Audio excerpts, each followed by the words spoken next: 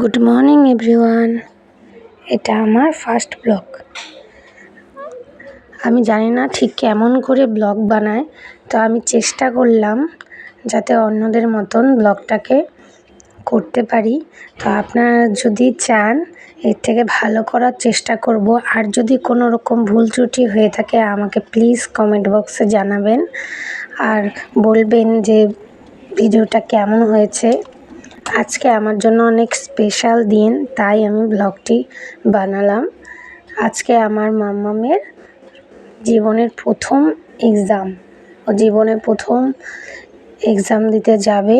তোমরা সবাই ওকে আশীর্বাদ করো। এটা আজকে আসলে শুক্রবার, তো জানি না এটা কবে পোস্ট করতে পারবো, যেহেতু এডিটিং করার ব্যাপার থাকে। সকালবেলা উঠে কাজকর্ম করতে শুরু করে দিয়েছি। তাড়াতাড়ি করে ঘর ঝাড় দিতেই আমার 20-25 মিনিট লেগে যায়। তাড়াতাড়ি করে ঘর-টর ঝাড় দিয়ে ঘর-টর গুছিয়ে ওকে রেডি করানো, খাওয়ানো, এসব অনেক কাজ থাকে।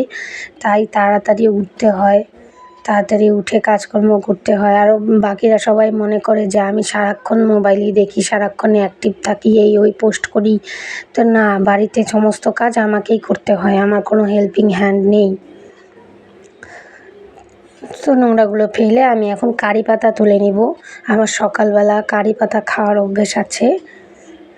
কারি পাতা খেলে আমার শরীরটা ভালো লাগে, তো তোমরাও খেও। এটা খুব মেদ ঝরার জন্য, কোলেস্টেরল যাদের আছে তাদের জন্য খুব ভালো। এখন বাসনগুলো মেজে রান্না বসাতে হবে। মামামের স্কুলের জন্য টিফিন তৈরি করতে হবে।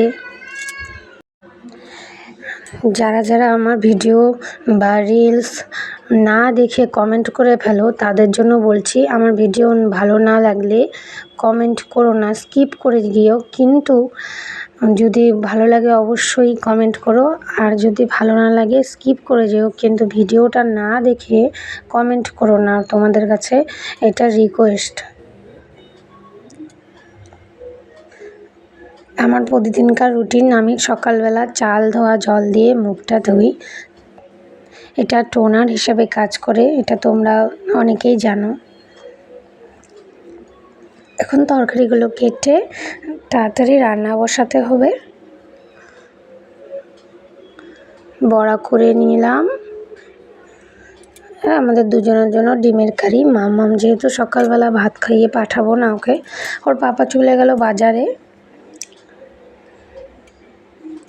আর আমরা দুজন স্নান হয়ে গেছে, এখন আমরা দুজন পুজো দিয়ে নেব দুজন মিলে। ও আমার অনেক হেল্প করে, ফুল তোলা, ঠাকুরের বাসন মাজা, সমস্ত কিছুতে ওই করে।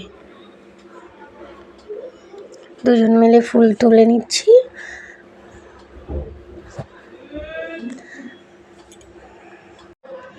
এই ছোট ছোট সাদা ফুলগুলো আমার খুব পছন্দ।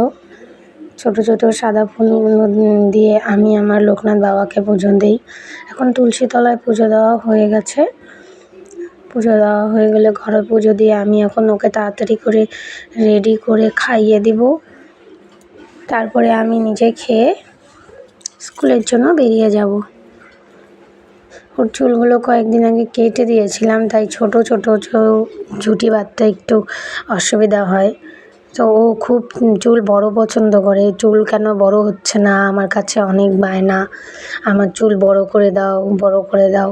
তো দেখি বেঁধে বেঁধে চেষ্টা করি যাতে চুলটা বড় হয়ে যায়।